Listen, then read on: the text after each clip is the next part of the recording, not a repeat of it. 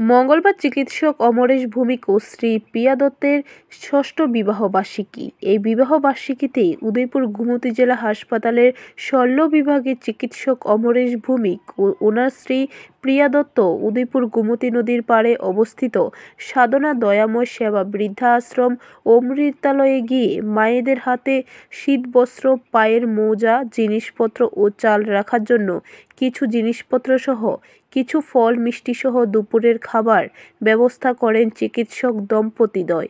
আগামী দিনে ও অমৃতালয়ের মায়েদের পাশে থাকার প্রতিশ্রুতি দিয়েছেন ও অন্যরা যাতে এই মায়েদের পাশে থাকে এই আর্জিও করেছেন চিকিৎসক দম্পতিদ্বয়। নমস্কার, আমার নাম প্রিয়া দত্ত, আমার হাজব্যান্ড অমরেশ ভৌমিক।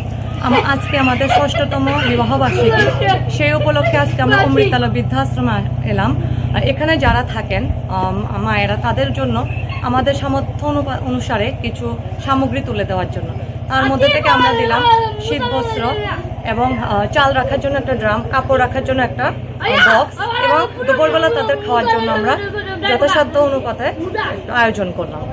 আমরা তাদের জন্য এতটুকু করতে পারি, নিজেদেরকে খুব ধন্য মনে করছি এবং আমি চাই যাতে ওদেরকে দেখার জন্য এবং ওদেরকে এভাবে সাহায্য করার জন্য আরও কেউ এগিয়ে আসুক। ব্যুরো রিপোর্ট, খবর ত্রিপুরা।